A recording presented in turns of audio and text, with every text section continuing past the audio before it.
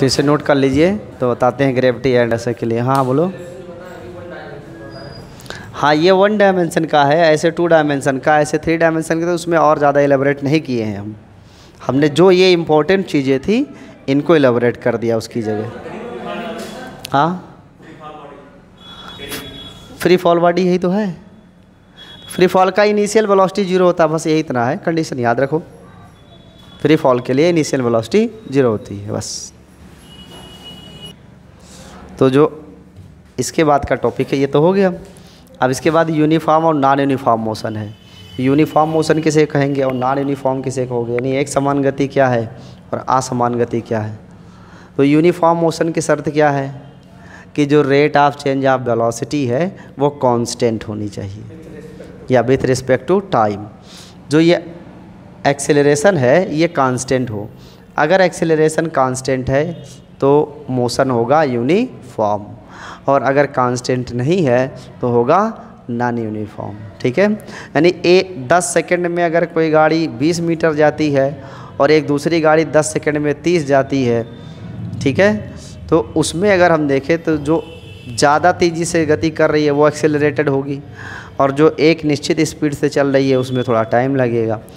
तो यस, तो जो यूनिफॉर्म मोशन होता है उसकी विशेषता ये होती है थोड़ी इसकी स्पीड कम होती है, लेकिन नॉन यूनिफॉर्म का जिग जैग होता है। ग्राफ की अगर हम बात करें, ग्राफ बनाने की, तो जो यूनिफॉर्म मोशन होगा उसका ग्राफ स्ट्रेट लाइन होता है। यूनिफॉर्म मोशन का जो ग्राफ होगा वो टाइम के रिस्पेक्ट में क्या होगा, स्ट्रेट लाइन होगा, और नॉन यूनिफॉर्म का जिग जैग होता है, स्ट्रेट नहीं होता। या अब कोई भी यूनिफॉर्म मोशन आप लेंगे तो ऐसे ग्राफ बनेगा। कोई ज़रूरी नहीं कि ओरिजिन से ही स्टार्ट हो, हम ऑब्जर्व करना जहाँ से शुरू करेंगे वहीं से स्टार्ट हो सकता है। तो अगर हम कहें कि ये टाइम है और ये डिस्प्लेसमेंट है, तो यहाँ जो मोशन हो रहा है वो मोशन क्या है, यूनिफॉर्म है। लेकिन यहाँ पर जो ऑब्जर्वर है वो टाइम t बराबर 0 पर जब देखा तो इस पार्टिकल की वेलोसिटी कुछ ना कुछ थी।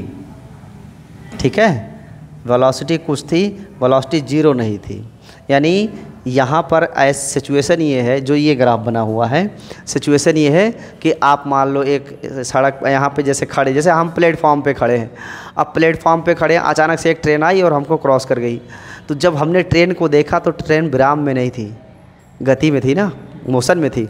तो उसका कुछ तो स्पीड रहा होगा 30, 40, 60, मान लो 60 किलोमीटर पर आवर ट्रेन की स्पीड थी। तो जब हमने ऑब्जर्व किया तब टाइम t बराबर 0 पर ट्रेन के पास वेलोसिटी है। वो ऑब्जर्वर के अनुसार ये ग्राफ ऊपर नीचे होता रहेगा। अब अगर मान लो ऑब्जर्वर प्लेटफॉर्म पे खड़ा है और ट्रेन भी प्लेटफॉर्म पे खड़ी है, तो ट्रेन की भी तो इनिशियल वेलोसिटी 0 हो गई और ऑब्जर्वर तो पहले से पोजीशन में था। तो यहाँ पे देखोगे तो यहाँ से जब हम ग्राफ ओरिजिन से स्टार्ट करते हैं, इसका मतलब ही यही है कि ऑब्जर्वर और जो मोशन करने वाला पार्टिकल है वो दोनों एक ही रेफरेंस फ्रेम में है, और उस रेफरेंस फ्रेम के रिस्पेक्ट में अगर हम लें तो ये विरामा अवस्था से गति आरंभ होती है। तो जब ऑब्जर्वर विरामा अवस्था से ही देखना शुरू करेगा तो ऐसा स्ट्रेट लाइन बनेगा, और जब ऑब्जर्वर मोशन स्टेट में जाके ऑब्जर्व करना शुरू करेगा तो ऐसा बनेगा, लेकिन बनेगा स्ट्रेट लाइन ही। अगर यूनिफॉर्म है तो स्ट्रेट लाइन ही बनेगा। ठीक है, चाहे वो वेलोसिटी का हो चाहे वो डिस्प्लेसमेंट का हो। अब डिस्प्लेसमेंट का बनाओगे तो टाइम वर्सेस डिस्प्लेसमेंट हो जाएगा, वेलोसिटी लेंगे तो टाइम वर्सेस वेलोसिटी हो जाएगा, लेकिन रहेगा स्ट्रेट। ये हाँ, ये इंस्टेंट वेलोसिटी की ही बात है। बाकी यहाँ से ऑब्जर्व करना शुरू किया, अब इसके पहले में जाए तो टाइम को नेगेटिव में लेना पड़ेगा। तो ऑब्जर्वर कहीं दूर से आ रहा था, जो ऑब्जेक्ट है वो कहीं दूर से गति करते हुए आ रही थी, हमने वहाँ से उसको ऑब्जर्व नहीं किया है। जैसे अब आप यहाँ बैठे हो सामने, अब सामने जो सड़क है उस सड़क पे अगर कोई मोटरसाइकिल वाला आ रहा हो तो वो आपके सामने 30 या 40 की स्पीड से जा रहा होगा ना। तो जब आपने ऑब्जर्व किया तो टाइम t बराबर 0 है, और उस टाइम t बराबर 0 पर आप देखोगे तो वो वेलोसिटी उस मोटरसाइकिल में है, 0 नहीं है, लेकिन वो कहीं तो 0 रहा होगा। तो जो कहीं पे 0 था उसका हमें ज्ञान नहीं है, इसलिए कभी इस ग्राफ को इधर नहीं ले जाएंगे। ये इंस्टेंट का है और ये एवरेज का है, ऐसे बोल सकते हो आप। लेकिन मूल यही है कि अगर यूनिफॉर्म मोशन होगा तो ग्राफ स्ट्रेट लाइन ही होगा, ठीक है, चाहे वो वेलोसिटी का हो चाहे वो डिस्प्लेसमेंट का हो, इसमें कोई डाउट तो नहीं है। नेक्स्ट इसके बाद है अगर नॉन यूनिफॉर्म मोशन होगा। अब अगर नॉन यूनिफॉर्म मोशन होगा तो ग्राफ कहीं से भी बनेगा, वो चाहे वेलोसिटी का हो चाहे डिस्प्लेसमेंट का हो, ऐसे ऐसे बनेगा। यानी यहाँ डिफाइन नहीं होगा कि किस टाइम इंटरवल में कितना डिस्टेंस या कितनी वेलोसिटी चेंज हो रही है, कितना डिस्टेंस कवर कर रहा है। अलग अलग टाइम इंटरवल के लिए अलग अलग वैल्यूज आएंगे। यस, हाँ, इसमें इंटीग्रल करते हैं। यस, क्यों? क्योंकि इसमें टाइम इंटरवल लेना पड़ता है कि T1 से T2 तक इतनी स्पीड से चला, फिर T2 से T3 इतनी स्पीड से चला। वो अलग अलग टाइम इंटरवल में अलग अलग स्पीड होगी, अलग अलग एक्सेलरेशन होगा, अलग अलग rate of change of displacement होगा। तो इसको इस तरीके से शो करते थे। ये नॉन यूनिफॉर्म मोशन है, असमान गति का। यस, डेफिनेट इंटीग्रेशन के लिए इसे यूज़ करते हैं। अब जैसे देखो, हम मान लेते हैं कि जो वेलोसिटी है, मान क्या ले, यही होता ही है, ds/dt होता है, ठीक है। अब अगर आपसे पूछा जाए what is the displacement of this particle, तो डिस्प्लेसमेंट यस बराबर लिखेंगे इंटीग्रल ऑफ वेक्टर v.dt। और इसमें अगर ये यूनिफॉर्म है तो आप ऐसे इंडेफिनिट इंटीग्रल कर डालोगे, लेकिन अगर नॉन यूनिफॉर्म है तो हम मानेंगे यहाँ से यहाँ तक, तो from T1 to from T2, तो यहाँ लिखोगे T1 टू T2, तब आपको मिलेगा डिस्प्लेसमेंट। तो वेलोसिटी को इंटीग्रेट कर देंगे एक निश्चित टाइम इंटरवल के लिए। कोई भी ग्राफ लें, वेलोसिटी का ले, अब वेलोसिटी के लिए लोगे वेलोसिटी टाइम तो एक्सेलरेशन आएगा, डिस्प्लेसमेंट और टाइम लेंगे तो स्पीड आएगी, वेलोसिटी आएगी। स्ट्रेट लाइन होता तो यूनिफॉर्म हो जाता ना, तो डिफरेंशियल करते, जो कुछ भी पूछता वहाँ से निकालते डिफरेंशियल इक्वेशन से। हाँ, एक्सेलरेशन निकलता, फिर वो तो ठीक है, वो बात अलग, अभी हम बात करते। पहले ये समझ में आया, यूनिफॉर्म रहेगा तो ग्राफ कैसा बनेगा, स्ट्रेट लाइन। नॉन यूनिफॉर्म रहेगा तो जिग जैग होगा। अब अगर यूनिफॉर्म होता है तो हम फुल टाइम लेते हैं, और नॉन यूनिफॉर्म होता है तो टाइम इंटरवल लिया जाता है, और एक डेफिनेट इंटरवल में चेंज ऑफ वैल्यू निकालते हैं, चाहे वो स्पीड, वेलोसिटी या फिर डिस्प्लेसमेंट का हो। तो ये जिग जैग जो बनेगा वो किसके लिए होगा, नॉन यूनिफॉर्म के लिए। लिखाते नहीं, समझा दिए, इतना ध्यान में रखना। अब इसके बाद में जो आप क्वेश्चन कर रहे हो कि ग्राफ में से मिलेगा क्या, जैसे अगर हम डिस्प्लेसमेंट वर्सेस टाइम या टाइम वर्सेस डिस्प्लेसमेंट का ग्राफ ले लें, ठीक है, इसमें एक एक्सिस पर हम टाइम डाल दें और एक एक्सिस पर डिस्प्लेसमेंट ले लें ऐसे, और ये ओरिजिन हो गया। तो ये जो ग्राफ बना है इसके लिए अगर हम एरिया निकालें या इसका हम झुकाव याद करें तो क्या मिलेगा। तो जैसे मान लो एक हमने पार्टिकल लिया और इस तरीके से मूव कर रहा है पार्टिकल, इस पार्टिकल के लिए अगर हम देखें तो ये टाइम इंटरवल dt है और यहाँ तक इसका डिस्प्लेसमेंट ds है। जस्ट इमेजिन, तो अगर हम थीटा मान लेते ये एंगल है, डायरेक्शन है आप पार्टिकल मोशन का, सो ऐसे में अगर हम लिखें m यानी आर्गूमेंट जिसे हिंदी में प्रवणता कहते हैं, तो ये होता है tan ऑफ थीटा, और जो tan ऑफ थीटा है ये होता है perpendicular by base, that is ds by dt। तो अब अगर आप यहाँ से ऑब्जर्व करो तो जो argument of time versus displacement का है, इससे हमको क्या मिल रही है, स्पीड मिला कि नहीं, यस, वेलोसिटी मिला, आप वेक्टर लगाएंगे तो वेलोसिटी हो गया। तो जो टाइम वर्सेस डिस्प्लेसमेंट का ग्राफ है, इसके आर्गूमेंट से हमको क्या मिल रही है, वेलोसिटी मिल रही है, ठीक है। आप इसके बाद एरिया अगर निकालें तो क्या मिलेगा, इसका एरिया ज्ञात करो कि दिस गुणे दिस, तो ds गुणे dt से क्या मिलेगा, नथिंग, इससे कोई फ़र्क नहीं पड़ता। ये हो गया ts ग्राफ। अगर हम ऐसे tv ग्राफ लिखें,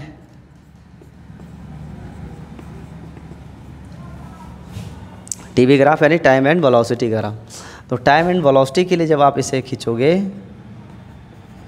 इस तरीके से, जब इसका आर्गूमेंट निकालेंगे विथ रिस्पेक्ट टू थीटा, तो इधर बनेगा dB, rate of change of velocity निकालेंगे।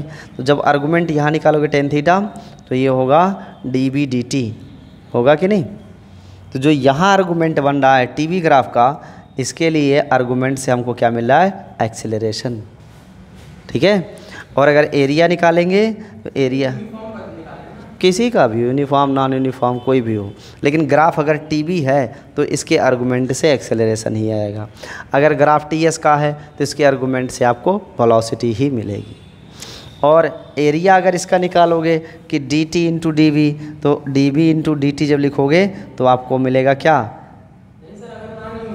D S. अरे यार दूसरी बात कर रहे हो आप, सुनो पहले जो हम बता रहे हैं। अगर हम इसका एरिया निकालेंगे तो एरिया से क्या मिलेगा, डिस्प्लेसमेंट। मैं जो बता रहा हूँ इसको वन लाइनर में क्वेश्चन पूछा जाता है कि आर्गुमेंट अगर टीबी ग्राफ है तो उसके आर्गुमेंट से हमको कौन सी क्वांटिटी मिलेगी, तो टीबी ग्राफ होगा तो उसके आर्गुमेंट से हमको एक्सेलरेशन मिलेगा। अगर इसका एरिया निकालेंगे तो क्या मिलेगा, डिस्प्लेसमेंट।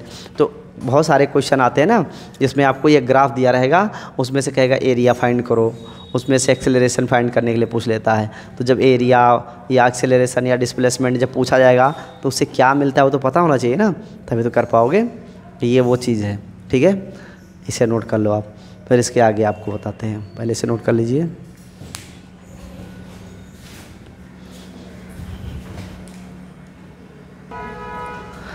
देखिए, अगर वन डायमेंशन मोशन हम लोग पढ़ चुके हैं, वन डायमेंशन में केवल एक कोऑर्डिनेट बदलेगा, चाहे एक्स हो, चाहे वाई हो, चाहे जेड हो। अगर वन डायमेंशन मोशन है तो वन डायमेंशनल के लिए जो वेलोसिटी है या एक्सीलरेशन है, इसके लिए एंगल या तो 0 होगा या फिर 180 डिग्री होगा। वन डायमेंशन के लिए एक्सेलरेशन हो चाहे वेलोसिटी, उसके लिए डायरेक्शन क्या होगा, 0 होगा या 180 होगा। अब जैसे हम वेलोसिटी को लें तो वेलोसिटी का जो डायरेक्शन है अगर 0 आया टाइम के रिस्पेक्ट में या डिस्प्लेसमेंट के रिस्पेक्ट में, तो इसका क्या मतलब है, एक मान लो व्यक्ति है ऐसे ये दौड़ रहा है, ठीक है, इस तरीके से आदमी दौड़ रहा है। अब अगर ये दौड़ रहा है तो इस डायरेक्शन में इसकी वेलोसिटी भी है और इसी डायरेक्शन में इसका डिस्प्लेसमेंट भी है, और ये वन डायमेंशनल मोशन का एग्जाम्पल है। इस समय पे अगर देखें तो वेलोसिटी और डिस्प्लेसमेंट के बीच में जो एंगल है वो क्या है, 0 है। वेलोसिटी और डिस्प्लेसमेंट के बीच का एंगल क्या है, 0 है।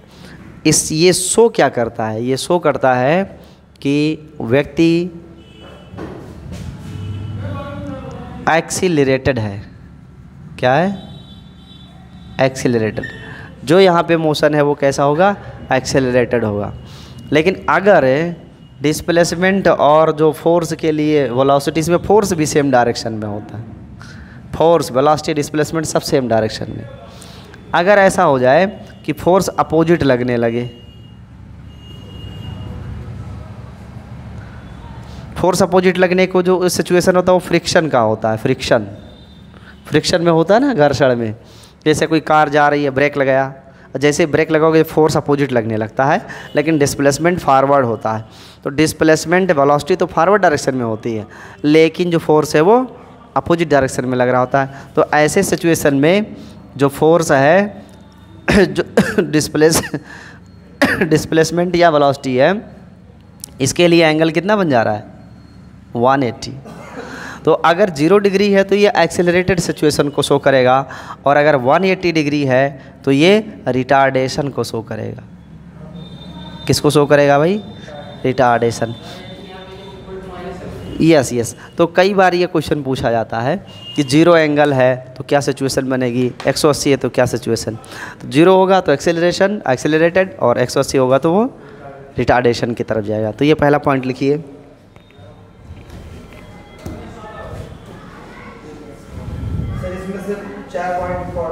हाँ, 4 पॉइंट बहुत इंपॉर्टेंट। अभी आगे जो हम बताने जा रहे हैं वो पॉइंट्स वो बड़े इंपॉर्टेंट हैं, बहुत अच्छे उस पर न्यूमेरिकल बनते हैं। तो वो न्यूमेरिकल में पूछता है और लगाने बैठोगे तो आधे घंटे लगेंगे तब भी नहीं आएगा, और अगर याद किए हो तो सेकंड में नंबर मिलेगा, फटाक से आप डॉक्टर बनोगे। ये तो फर्स्ट है, पूछ लिया अगर कि if the angle between the displacement and the force is 0, then what is the situation of this particle in retardation or in acceleration। आपको बताना होगा कि एक्सेलरेशन है।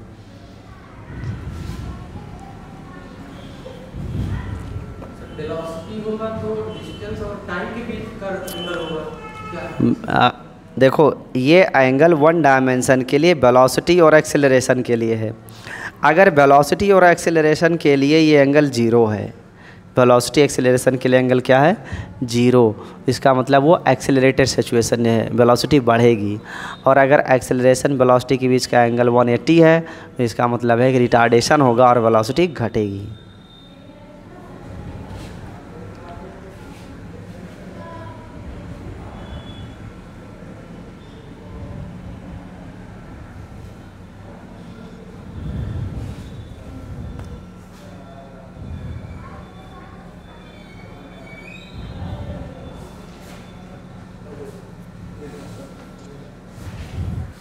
ये फर्स्ट पॉइंट हो गया, इसे ध्यान में रखिएगा, ठीक है।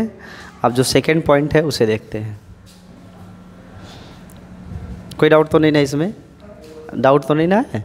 ये याद रखना कि अगर वेलोसिटी और एक्सेलरेशन के लिए एंगल जीरो है तो वो एक्सेलरेशन को शो करेगा, और वेलोसिटी एक्सेलरेशन के लिए 180 है तो रिटार्डेशन को शो करेगा। हाँ, दो ही केस बनता है, ये दो केस, वन डायमेंशन में दो ही केस है। हाँ, 30 से इसमें 30 डिग्री 45 डिग्री तो बनना नहीं है, या तो सीधा जाएगा तो पीछे जाएगा। यानी जैसे ब्रेक वाली सिचुएशन फ्रिक्शन वाली, और या फिर फॉरवर्ड डायरेक्शन में इंजन जो फोर्स लगाता है वो फॉरवर्ड डायरेक्शन में होता है कि नहीं? इंजन फॉरवर्ड डायरेक्शन में फोर्स लगाता है ना, तो जितने ज़्यादा आप बाइक का या कार का इंजन को आप एक्सेलरेट करोगे उतने ज़्यादा वेलोसिटी बढ़ती है। तो फॉरवर्ड डायरेक्शन का फोर्स है, और ये फ्रिक्शन वाला क्या है? अपोजिट डायरेक्शन में होता है। तो अपोजिट में इस वेलोसिटी घट जाती है।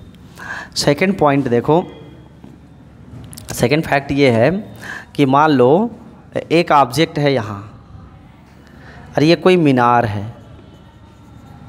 हाइट है, टावर भी हो सकता है, या कोई पर्वत शिखर है, उसके ऊपर से कोई ऑब्जेक्ट फेंका गया, ऐसे जैसे पत्थर का कोई टुकड़ा। तो ये फ्री फॉल का सिचुएशन है, तो इसकी इनिशियल वेलोसिटी क्या हो जाएगी? जीरो। और मान लो यहाँ से ये चलते हुए टी टाइम में, कितने टाइम में?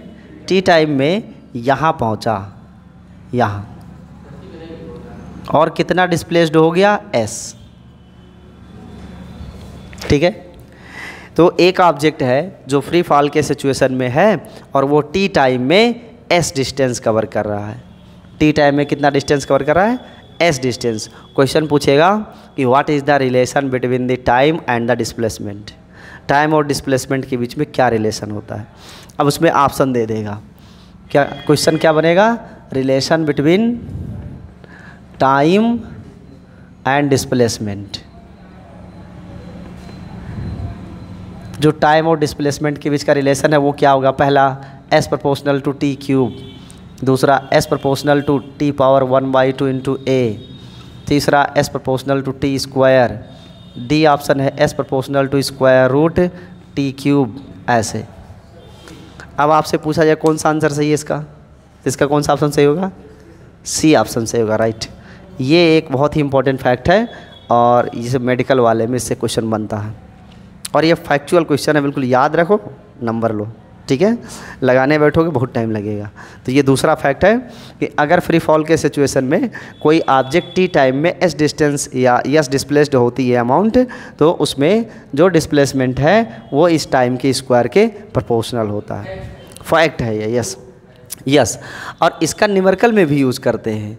जैसे दो टाइम दे देगा तो पहले का आपको दे दिया डिस्प्लेसमेंट और दूसरे का डिस्प्लेसमेंट पूछ लिया, पहले का टाइम दे देगा, दूसरे का टाइम दे देगा। तो आप ध्यान में रखना कि इस रेशियो से हम अगर दो ऑब्जेक्ट एक साथ फ्री फॉल सिचुएशन में आते हैं तो उनके लिए टाइम या डिस्प्लेसमेंट कुछ भी ज्ञात कर सकते हैं।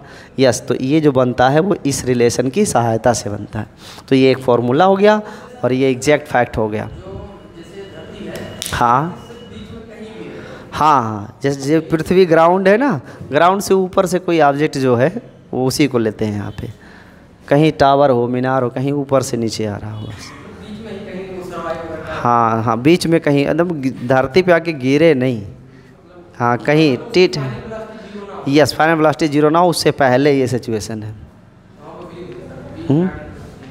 अरे नहीं, वो फाइनल वेलोसिटी जीरो हो जाएगी तो b बराबर u प्लस जी टी इस्तेमाल हो जाएगा, फिर चेंज हो जाएगा। तो ये आप नोट कर लीजिए, सेकंड फैक्ट है और याद रखिएगा।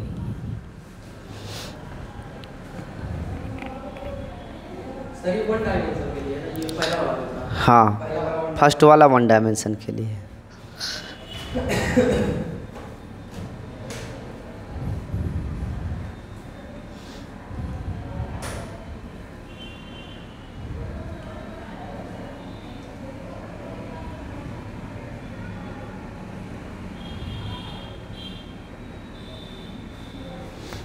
नोट कर लिए। देखो, इसको यूज़ करते समय एक सावधानी है, वो बताते हैं आपको। इसे नोट किया होगा। इसमें देखो एक शर्त है, एक शर्त जानते हो क्या है? ये तभी आएगा S proportional to T square जब एक्सेलरेशन क्या होगा? कांस्टेंट। ये कंडीशन है, ठीक है। ये जो मोशन है ये कैसा होना चाहिए? यूनिफॉर्म एक्सेलरेटेड मोशन होना चाहिए। हाँ, फ्री फॉल है तो एक समान त्वरण ही बनेगा, लेकिन लिखे रहो, कंडीशन पता रहना चाहिए। यूनिफॉर्म एक्सेलरेशन का सिचुएशन रहेगा तभी ये लागू होगा, ठीक है। तो एक ये दूसरा फैक्ट हो गया। अब तीसरा फैक्ट देखते हैं, इसे मिटा दें।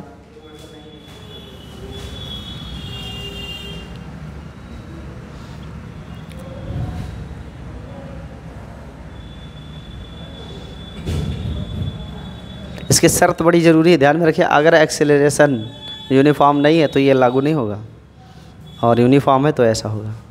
और थर्ड फैक्ट जो इसका है, तीसरा,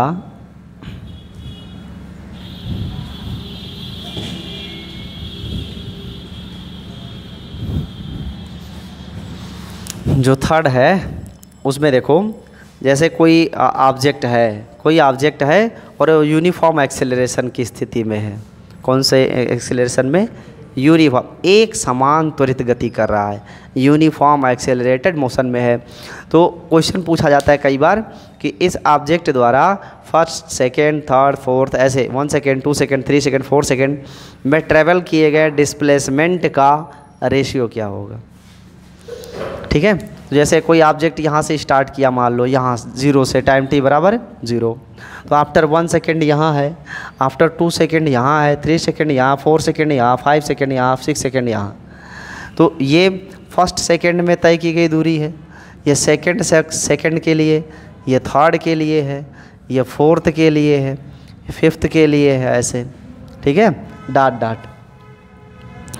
टाइम अलग अलग लगा, ये 1 सेकेंड बना, ये पूरा टाइम 2 सेकेंड बना, ये पूरा टाइम 3 सेकेंड बना, 4 सेकेंड बना, ऐसे जो टाइम बनता जाएगा।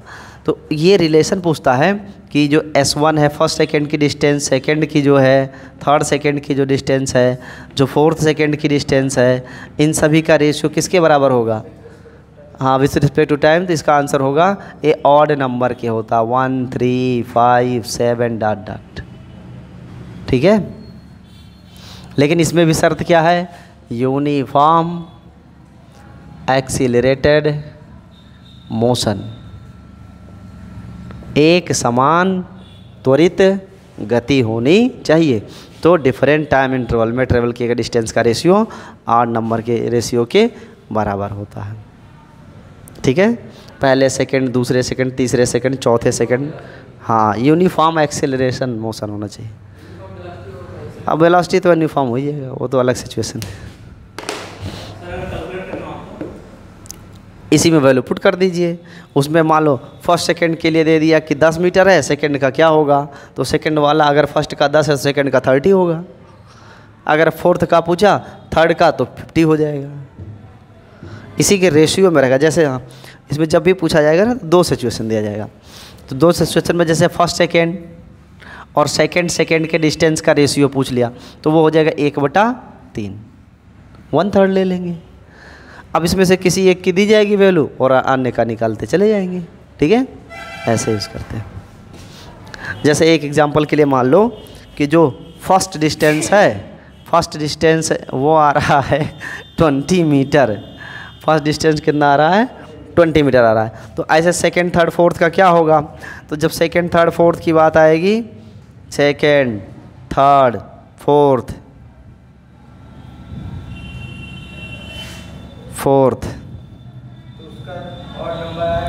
यस, तो इसी 20 का इसमें गुणा कर देंगे तो 60, 100 है, 140, इस तरीके से मल्टीप्लाई करते चले जाएंगे।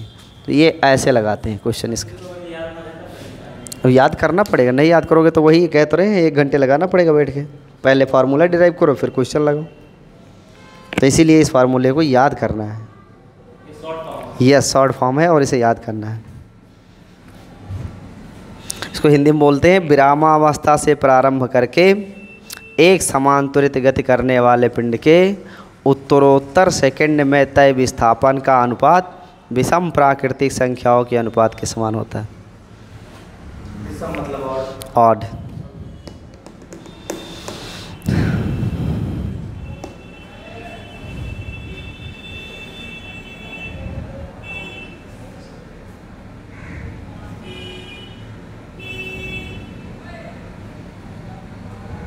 ऑड नंबर का मल्टीपल है।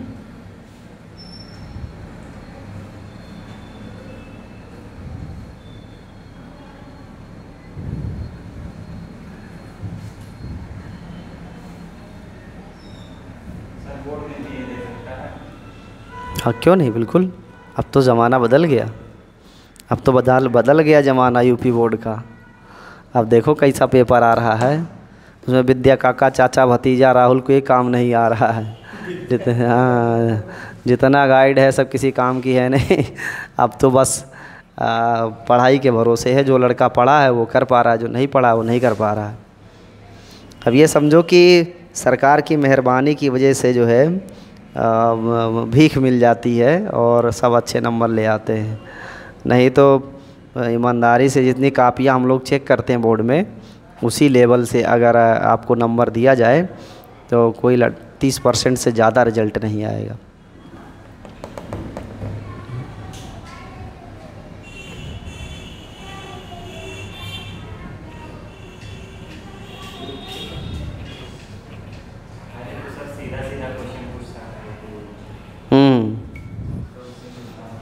अब देखो, जो पढ़ा रहेगा, जो बच्चा पढ़ा रहेगा वो थ्योरी को रिलेट कर पाएगा, तथ्यों को जोड़ पाएगा और वही परीक्षा में अच्छा नंबर कर पाएगा। तो 30 नंबर प्रैक्टिकल के नाम पे आपको मुफ्त में मिल जाता है। बाकी 70 में से 20 भी कराए तो 50-55% बन जाता है। ये सिचुएशन नोट कर लिए। हाँ, 30% सिलेबस में वही जो जैसे कि रेजिस्टेंस था, कार्बन रेजिस्टेंस था, कलर कोडिंग था, ये सब हटा दिया गया। हाँ, टॉपिक नहीं ख़त्म हुआ, चैप्टर सब है, बस उसमें से कुछ पार्ट जो हटा दिए गए हैं। और ऐसे ऐसे पार्ट हटाए हैं जिनको पढ़ने में एक घंटे लगेंगे। हाँ, तो वो ठीक सही भविष्य के लिए चुनौती नहीं बनेगा आपके। अच्छा किया गया। नेक्स्ट देखिए अगला पॉइंट। अगला सिचुएशन ये है, देखो ये एक मीनार है या कोई घर है, इमारत है, मकान है, ठीक है, ऊंचा है, मतलब हाइट ज़्यादा है। यहाँ से एक ऑब्जेक्ट को नीचे फेंका गया, किसी ने फेंक दिया। हाँ, नहीं, इसको फेंका गया। यस, और ये ऊपर से नीचे आ रहा है, जिसको टी टाइम लगा। कहाँ तक आने में? 8 ग्राउंड। एक ऑब्जेक्ट को हाइट से थ्रो किया गया और उसको नीचे आने में कितना टाइम लगा? T time. ठीक इसी समय एक और ऑब्जेक्ट को फेंका गया नीचे की ओर, और जितनी वेलोसिटी से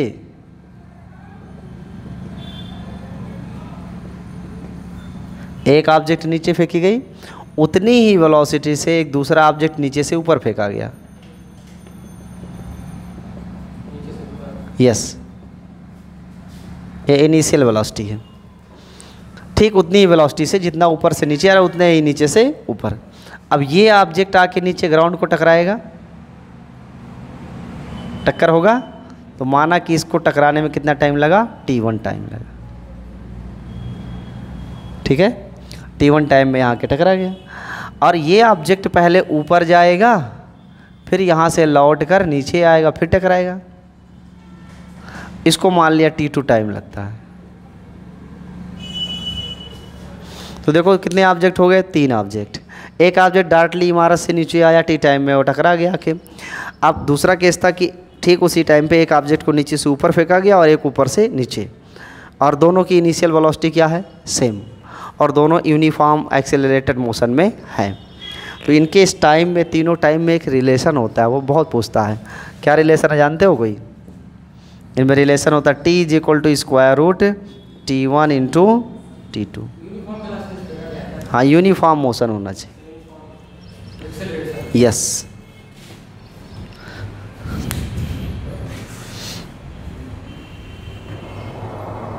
सर उधर से 2 पार्ट है क्या?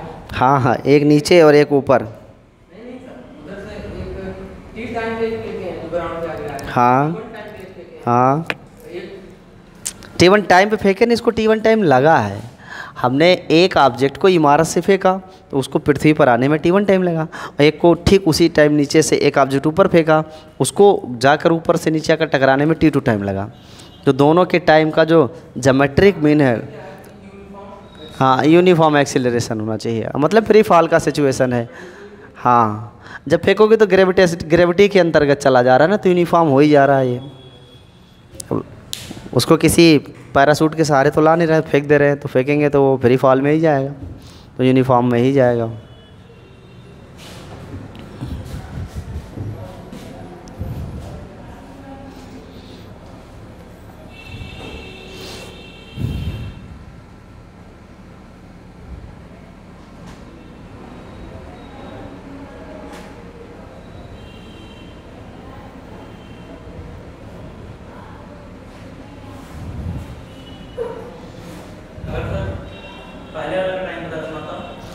किसी का भी ज्ञात करना हो, यहाँ में से तीनों में से किसी को भी ज्ञात कर सकते हो। यही रहेगा फॉर्मूला, उसमें वैल्यू पुट करो, जो ज्ञात है वो रख दो, जो अज्ञात है वो खुद प्राप्त हो जाएगा। केवल एक का टाइम दिया जाए तब नहीं निकलेगा। अरे ये केवल एक को रिलेट ही नहीं कर पाएंगे ना। हाँ हाँ, सेकंड वाला ऑब्जेक्ट नहीं, तब नहीं, तब लगेगा ही नहीं ना, ये क्वेश्चन ही नहीं बनेगा। एक कंडीशन अलग हो जाएगा जो बोल रहे हो। वो कंडीशन एक कंडीशन है जिसमें 2 ही ऑब्जेक्ट होता है, एक को नीचे से फेंका, एक को ऊपर से फेंका, और दोनों आके कहाँ मिलेंगे, कितनी समय बाद पृथ्वी से टकराएंगे, ऐसे क्वेश्चन बनता है। वो दूसरी चीज़ है।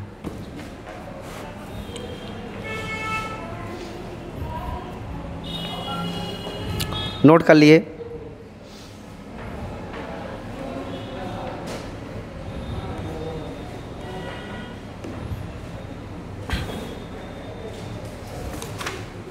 हो गया ये सिचुएशन, इसे मिटाएं। नेक्स्ट देखिए, इसके बाद केस याद रहेगा ना, ये रिलेशन याद रखना, एग्जाम में डायरेक्ट क्वेश्चन इसमें बनता है। और लगाने बैठोगे तो अच्छा खासा टाइम लग जाएगा। सर उसको डेरिवेशन करेंगे फिर। हाँ, पहले फॉर्मूला लाना पड़ेगा, तो बस केवल हाँ, सो मिटा दे, इसे मिटा देते हैं। एक क्वेश्चन इसी में और बनता है, क्या है वो भी देखते हैं। एक केस ये है कि इस आदमी ने एक ऑब्जेक्ट को ऊपर की ओर फेंक दिया ऐसे, तो इस ऑब्जेक्ट को मीनार से ऊपर फेंका गया। अब ऊपर ऊर्ध्वाधर ऊपर अगर फेंका गया है तो ये ऐसे जाके फिर लौट के आएगा, अब फिर ग्राउंड से टकराएगा, यही तो सिचुएशन होगा।